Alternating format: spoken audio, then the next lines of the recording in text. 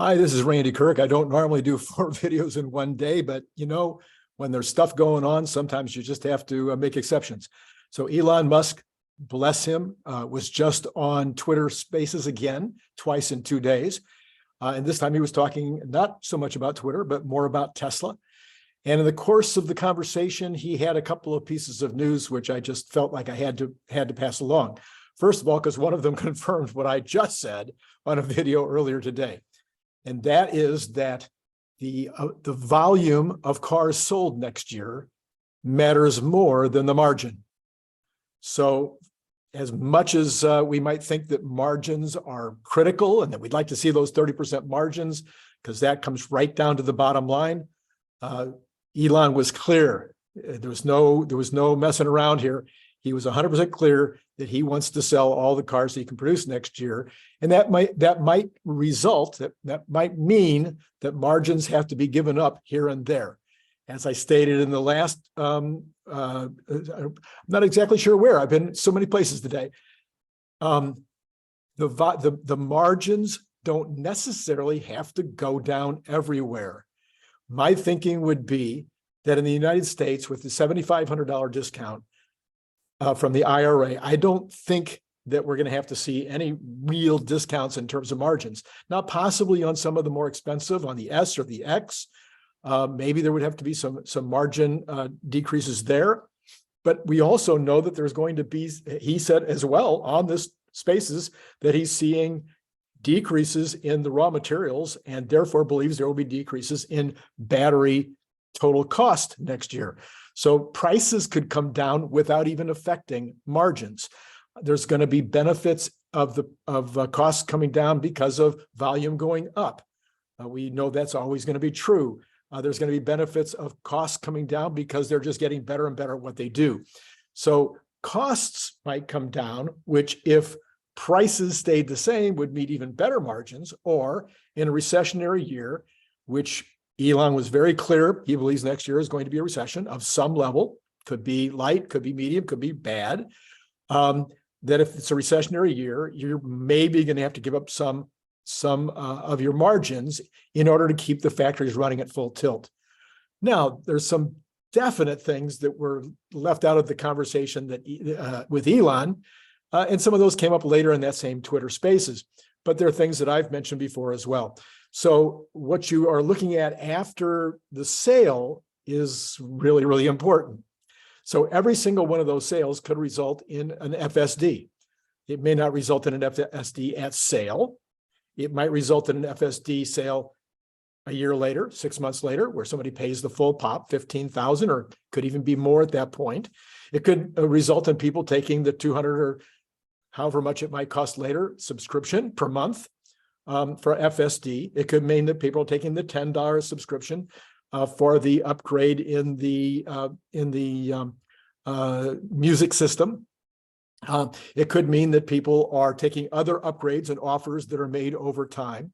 So all of those things, there's insurance, of course, they could be taking the insurance, which could be $100 a month or $80 a month, depending on the situation. So, those are significant increases in the total take rate of the sale of a car. Now, not everybody's going to take all those things, but it does matter. To me, what matters even more is that every time a Tesla is sold, it generally means another Tesla is going to get sold, because people tell their friends, people take their friends for rides, people go, oh my gosh, I had no idea. And that means one more person that's quite interested in possible purchasing a Tesla. There's another ratchet effect from that as well, and that is people that are purchasing a Tesla become interested in the brand. They become interested in the stock. They become interested in the story. They become more likely to look it up and find out more about it. I mean, it's just human nature, right? You're going to want to become more knowledgeable about this crazy, complete change in the way cars are done. So as people become more interested, they are going to be on Twitter more, they're going to be on YouTube more, they're going to be potentially, telling their friends about it if anybody asks. So there's a huge amount of additional activity that takes place for every single Tesla that's sold. So these are big advantages. Let's come back now to this business of whether the discounts will apply everywhere. I started by saying in the United States, with a $7,500 discount, I don't see why there'll be any margin dilution at all. I think they're going to sell for full pop next year on this cars that that the $7,500 applies to. The ones that it doesn't apply to, maybe not. So those could be some units that will need some discounting. From there, you can go to other countries. China has just said that they're going to continue or at least one province of China has said they're going to continue some kind of incentive going into the new year. We know that China, the economy is soft there. I think it's going to be country by country and vehicle by vehicle. I guess that's the shortest way to say it. They may not have to lower the price at all in Australia, but they might have to lower the price of the Model 3 in New Zealand. They may not have to, they may have to reduce it in Germany, but they don't have to reduce it in Spain. I mean, this is the kind of flexibility that Tesla will have next year to make decisions with regard to what gets reduced and what doesn't. But even if there's a reduction in the overall margin by 5%, and he sells all of the cars that I think he can produce, and of course, if you're following my channel, you know I think he can produce 2.65 million cars next year, not the streets number of 2.1 million.